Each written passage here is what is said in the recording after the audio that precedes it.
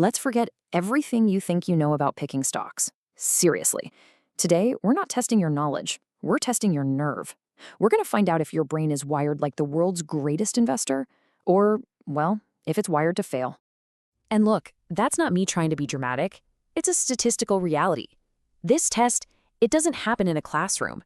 It happens in that knot in your stomach when you look at your portfolio and it's just a sea of red. And the truth is, most people fail before they even realize the exam has begun. Here's the thing you have to understand. Success in the market has almost nothing to do with your IQ. It's all about temperament. It is a straight-up battle against your own lizard brain. You know, the part of you that's hardwired to make you panic and sell at the absolute bottom and then get greedy and buy at the very top. It's not a fight against the market, it's a fight against yourself. Just look at that number. Let it sink in. 99%. That is the brutal, honest truth. The market is basically a giant sorting mechanism. And that is the challenge we're taking on right now. So let's find out. Are you in the 1%? All right, first up, the superpower of boredom.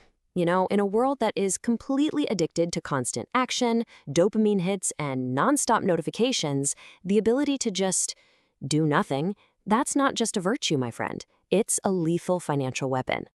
This slide right here, it cuts right to the heart of it all. On the left, you've got the casino. That's checking your phone every 5 minutes, chasing the latest news, feeling like you have to do something, anything. But that's not progress. That's just frantic motion. The real power? It's on the right. I want you to think like a cheetah. A cheetah spends 90% of its time just watching, learning, waiting, conserving all its energy for that one perfect moment to strike. So you have to ask yourself, are you the frantic gambler or the patient predator? Okay, now imagine this. You're handed a punch card, and on this card, there are just 20 slots. That's it. That's every investment you get to make for your entire life. Once that card is full, you're done. No more. How does that change your thinking? All of a sudden, that speculative tech stock your buddy mentioned at a barbecue doesn't seem so appealing, does it? It forces you to upgrade your thinking from, hey, is this a good trade, to, is this a business I want to own for the rest of my life? It forces a really profound level of seriousness. So, this is the real question for sign number 1. Can you handle the FOMO, the fear of missing out? If you can sit on your hands calmly, while it seems like everyone else is bragging about their quick wins, you've passed the first test. Let's move on to the second sign. This one requires you to develop a kind of financial split personality. It's the ability to see a company's true underlying worth as something completely separate from its wild, ever-changing price tag. And this right here is the brilliant concept of Mr. Market. I want you to picture him as your business partner. But he's manic depressive. Some days he shows up euphoric, telling you your business is worth a fortune. Other days, he's practically suicidal, offering to sell you his shares for pennies. A true investor ignores his mood swings and actually uses them. You sell to him when he's manic, and you buy from him when he's depressed. You never, ever let him tell you what your business is actually worth. So how do you protect yourself from the madness of Mr. Market? With this, the margin of safety. The best way to think about it is like an engineer building a bridge. If the bridge absolutely needs to hold 10,000 pounds, they design it to hold 30,000. Now, that massive buffer isn't for normal days. It's for the unexpected storm, the freak accident.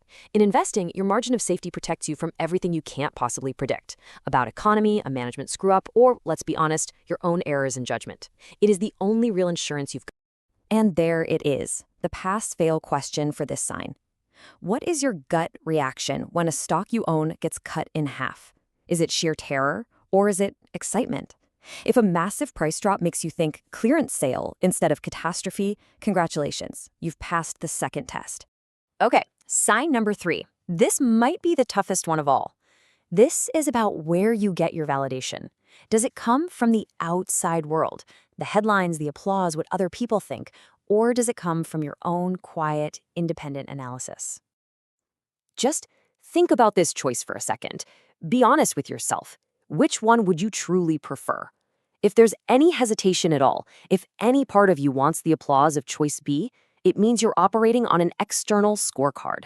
And in the world of investing, that is absolutely fatal. You have to be okay with looking like a complete fool to the crowd as long as your own facts and your own analysis tell you you're right. And look, this isn't just some abstract theory. Buffett lived this. During the dot-com bubble, the media relentlessly mocked him. They called him a dinosaur. They said he was washed up because he wasn't buying junk like pets.com. But Buffett's inner scorecard, it was based on his analysis, not on headlines. He knew those pitches were junk, and he was perfectly content to sit on the bench and let people think he was a fool, because he was playing his own game, not theirs. All right, now for our final two signs. And really, they're two sides of the same coin. The first is about knowing the precise, hard boundaries of your knowledge. The second is about having the courage to bet big when a golden opportunity appears right inside those boundaries. This is where knowledge finally meets action. This is your circle of competence. And the secret isn't about how big your circle is, it's about knowing exactly where the edge is. You don't have to be an expert on biotech and aerospace and banking and everything else. You just need to be a true expert on a few things and have the humility to admit what you don't know. Just like the quote says, there are no called strikes. The market can throw 1,000 pitches at you, and you don't have to swing at a single one until it's right there in your sweet spot. So take a second and actually think about it. What are your 3 industries? The field you work in, a hobby you've totally mastered, a product you use every single day. Now, look at your portfolio. How much of it lies outside that circle? Here's a good rule. If you can't explain what a company does to a 10-year-old in about a minute, you're probably gambling, not investing. And this brings us to the final piece of the puzzle: courage. Think about October 2008.